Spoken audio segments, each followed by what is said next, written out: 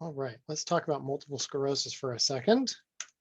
So dusting off the patho, the key things to remember about multiple sclerosis is that this is an autoimmune disorder, so the body is attacking itself, and that it causes destruction of the myelin sheaths around the nerves, which delays nerve transmission, which leads to a lot of the symptoms that patients experience because of that lack of transmission of nerve impulses from the brain to the body. So when we look at recognizing cues, it's really difficult to do because there are a lot of cues that patients have that honestly seem to be pretty disconnected from each other until we start to look at those symptoms in the context of a central nervous system disease and disorder. One of the things we look at with those symptoms is, are they happening in somebody who is abnormally young for those types of symptoms to occur? Generally, the symptoms tend to present pretty holistically. So they're kind of all over a patient's body. They have urinary symptoms, they have GI symptoms, they have musculoskeletal, neuro, all kinds of symptoms that patients really experience. Because this kind of presentation is so scattered all over the body, it's really difficult to diagnose MS in patients. And people often go years trying to achieve a diagnosis of what's going on with their body. So it can be really frustrating for patients. When we look at analysis of our cues, so really taking all those specific symptoms and trying to make sense of them, in our musculoskeletal system, some of the key things we're looking for are muscle weakness, so strength kind of testing, and muscle spasticity. So the movements of their kind of the gross motor movements look really unsafe. And we see this most frequently with like ambulation. It looks like patients' knees are like giving out underneath them kind of when they're walking. And it can be really terrifying as nurses when we see patients moving around like this. So that's very much something we want to look out for. On the GIGU side of things, we look for loss of normal control. This can either be incontinence or it can be withholding. So in the urinary case, we can look at urine retention. For bowels, we look at constipation. But it really can swing either from like incontinence side of things to full on like retention of urine or stool. And sensory, we're looking at like our senses. So things like our vision, we can see things like nystagmus in patients. And the way we assess nystagmus is when we have patients look like left to right, track our finger. When they're all the way at the ends, either on the left or the right side, is when they're most likely to present, where it's easiest to see nystagmus in patients. Diplopia, double vision, eventually if they lose control, like motor control in their eye and their ocular movements, that's when we start to see diplopia showing up. So inability to kind of focus both eyes on an object and see that. Ears, patients can experience tinnitus, general hearing loss also. The other big one is vertigo. So shifting from just like the sensation of hearing, but to the structure of the inner ear, patients can get very dizzy and have vertigo as a result of an MS diagnosis. Also on the sensory side is things like paresthesia. So altered like sensation in their body and altered movement in their body because of feeling. So neuropathy and neuropathic pain can be a big part of an MS diagnosis. Neuropathy being just like a decreased sensation in their extremities, and we'll usually see that in the distal extremities before we see that kind of in the core of the body. And also that's the same way that the pain may progress as well. So starting in the distal extremities, working its way inward. And these are all symptoms of our typical presentation. These are the more expected symptoms that patients will present with for MS. Atypical presentation is kind of the opposite of this. So a lot of our typical presentation is about a loss of function or a negative symptom, so to speak. A atypical presentation is going to be our paradoxical reaction kind of symptom presentation.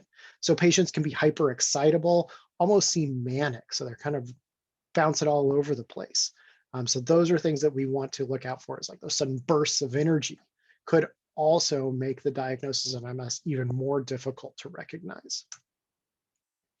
When we talk about prioritizing hypotheses, on the medical side, this is super challenging. A lot of how diagnosis occurs is through a very long and drawn out process. On the screening side, we're looking for symptom presentation and really these clusters of symptoms that we can start tying together, because symptom presentation is going to be so multi-system. We want to start making correlation between these things. The other big thing is age. Diagnosis of MS is usually made in the people's 20s to 40s, so significantly younger than we typically see neurologic disease presenting in people. So that's another big component of MS diagnosis, is how old is this patient? For imaging, we can do MRIs. On the MRI exams, we can, or MRI imaging, we can actually see plaque formation on the neurons and also muscle atrophy as a result of poor neuromuscular transmission of nerve impulse. So we can see those on MRI. For sampling, we're going to sample cerebrospinal fluid by doing a lumbar puncture. Specifically, what we're looking for is immunoglobulin, which is, it's like an immunomodulator. So it's a symptom that there is an immune response being launched in that part of the body.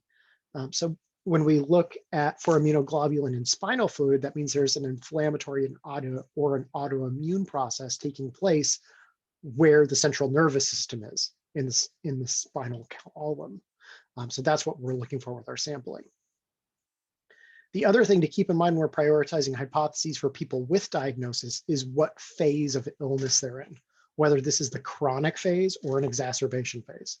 In the chronic phase, the goals are and the things we want to focus on are maintaining function and slowing the progression of the disease.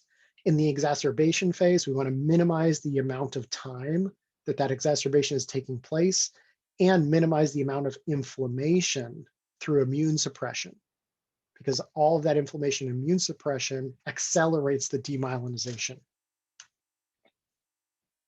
On the nursing side, we've got some very real and some risk management things that we're prioritizing. On the real side, our actual diagnoses, self-care deficit. As patients lose musculoskeletal strength or control of their body, a lot of times they lose the ability to take care of themselves as well. This can lead to a lot of anxiety and fear, especially when they're still working towards diagnosis.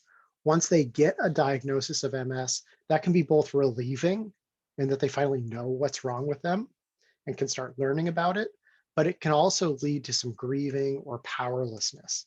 So we do want to look out for those psychosocial kind of components to having chronic illness at a very young age.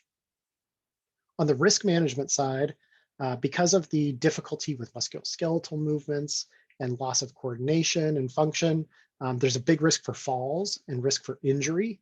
There's also a risk for ineffective relationship.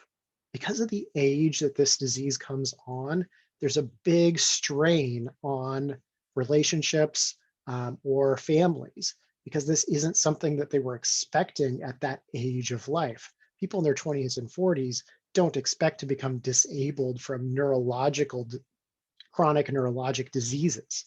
So it can be really difficult for families and individuals to, I don't want to say adapt, but learn to live with this kind of a disorder. It's very, very stressful for those individuals. So it's always something we want to be assessing for. So generating a solution on the medical side, diagnosis is a key thing. We just want to get a diagnosis for these patients. On the chronic side of medical management, anticholinergics are going to be given, which are adrenergic medications, which are sympathetic nervous system stimulants, meaning we're stimulating the fight side of that fight or flight response. So we're looking for symptoms or side effects of these drugs like tachycardia, dry mucous membranes, constipation, urine retention. Those kinds of things are big symptoms associated with just chronic management of this disease. On the exacerbation side, managing the acute presentation of multiple sclerosis, one of the big interventions on the medical front is steroids. So IV steroids, prednisone, methylprednisolone, those kinds of drugs, which are going to address the inflammation associated with this autoimmune response, as well as do some immune suppression. So to try and break this pattern of autoimmune attack on the body. On the nursing side, we also have different kind of things we prioritize based on chronic versus exacerbation. On the chronic side, it's all about assistive devices and independence promotion. So we want to assess things like safety, like physical safety, so risk for falls, risk for injury, psychosocial strain, so caregiver role strain, and also like ability to perform their own independent needs and care activities, and self-care, so completing ADLs. On the exacerbation side, we want to know what MS tends to be triggered by particular stressors. When the body encounters an external stressor, that can help to, it can help to like launch an immune or trigger an excessive immune response against autoimmune response. So we want to identify what stressors are triggering patients to go into exacerbation of disease. These can be things like environmental stressors. So if it's too hot or too cold and that's stressing the patient's body out. Emotional stressors, you guys are in nursing school, so like those kinds of stressors about commitments, about relationships, things like that. Physical stressors, which can include things like illnesses. So when patients get, say, the flu, that can trigger an MS exacerbation. So getting other types of illnesses can cause exacerbation of this chronic illness. So that's always something we want to be aware of as well. We want to treat those underlying stressors as much as possible because that'll help us to address the exacerbation of MS. So for the actions that we want to take, when patients are in their chronic phase of illness, it's all about health promotion. And the ways we want to do this is like preventing illness, so not encountering or like socially encountering people who are ill. Also, vaccinations are a big thing for MS patients. We do want to make sure that they're preventing themselves from getting sick with other diseases because those can trigger exacerbations in their MS. Also, lifestyle stuff that we want to limit that is stressful for the body.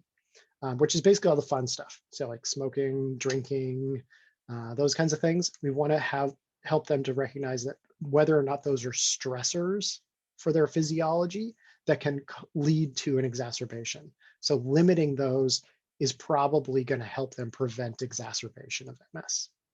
And then independence promotion. So we want to be assessing their mobility. How able are they to complete their ADLs, their independent ADLs, also those secondary ADLs like grocery shopping, running errands, things like that. So out in the world ADLs, because activity planning is a big deal. We know physical stress can cause an MS exacerbation, and a part of that physical stress can be excessive fatigue. So think about like days where you're out running errands all day and how exhausting that could be. For an MS patient, it's exhausting and it can also trigger an exacerbation of all their symptoms. So that's something that we want to teach them about is how to plan their activities so that they're not becoming excessively exhausted just by going through those kind of secondary ADL kind of behaviors. For patients who are in exacerbation, ADL assistance is a big part of the care we provide in acute care environments. So providing patients with adaptive equipment that they may not have needed prior to hospitalization might be a very real part of the care we provide that they may not need long-term, but it's something that we want to help them with so they can have as much independence as possible. Dignity promotion is a big thing. 20 to 40-year-olds don't expect or plan to lose control of their bowels and bladder. And this can be a terrifying experience for them. So we want to make sure that we're kind of protecting them from psychological injury when we're providing care for these manifestations of their disease. And then planning for discharge. Because this is a chronic progressive disease, most of the care that's provided to manage their MS is going to be done in the outpatient setting. So we really need to make sure that they are able to manage their disease independently, and that any interventions that we start in the inpatient setting, they are able to carry forward into the outpatient setting, into their home. And we always need to consider whether or not it's realistic for them to do that. In healthcare, we tend to kind of prescribe the optimal therapy for whatever illness a patient has. And sometimes we can do that at the expense of a realistic plan. So on the nursing front, one of the things that we need to prioritize, especially with people with MS, is that compromise of the optimal plan versus the most realistic plan. So that's always an assessment we need to do when we talk about discharge planning. So for the evaluation of MS, we're really talking about, on the chronic side, decreasing exacerbations, both the frequency of exacerbations, so like how many per year, and the severity, so how much loss of function do they get with their exacerbations. Because the more we can decrease their exacerbations, the more we can delay the progression of this disease, since we do tend to see progression of this disease associated with more myelin sheath destruction. So if we have fewer exacerbations, we're going to have less myelin sheath destruction, and patients will maintain independence for a longer period of time. If patients have exacerbation, then we want to do everything we can to shorten the duration of it. The longer the exacerbation goes on, the more nerve destruction they're going to have. We always want to push for patients to return to their near baseline level of function. It may not be possible to ever get back to the baseline that they were at prior to exacerbation. So talking to patients about new normals or long-term plans to move back to baseline is a big part of the conversation when we talk about recovery from exacerbation of MS. And then we want to plan for the next exacerbation. A lot of people with MS have very specific triggers. They can be physiologic, they can be emotional, and those particular stressors are going to push them into an exacerbation of MS. So we want to work on strategies with our patients to limit those stressors or to limit the effect those stressors have on their body. So we want to examine all sources of stressors in their life and see what can be done to help manage some of the stress that they experience as a result of those external factors, because that will help with delaying the progression of their MS. So what we just talked about, the super important stuff, early disease recognition. It's hard to recognize MS. It's very difficult for patients to get a diagnosis when they start to have the symptom presentation, because the disease is so scattered in how it presents, and people are so young when they start to have symptoms. We do also want to work with patients to have a long-term plan for success and management of this chronic disease. Diagnosis is super complicated. So the physical symptoms can be confounding. They're not making sense because neurologic symptoms tend to have holistic effects rather than very specific ones in one body system. The key thing here is that the symptoms are not typical of people of that age. We don't expect to see neurologic dysfunction in young people. So that's one of the big red flags when patients are looking to achieve diagnosis. On the nursing side, self-care deficit is a big focus for our nursing diagnoses. We want to promote independence in these patients. Psychosocial focus is also a key part of the assessment. Similar to like what we talked about in the care of the elderly patient lecture at the very beginning of class. Caregiver role strain can be very significant when dealing with MS patients. So we want to focus on and really assess the entire family when we're dealing with an MS patient. And then risk management, prevent injury in these patients. They're at very high risk because they're kind of loss of muscle tone. So we want to make sure that we're preventing falls, preventing injury as much as we can.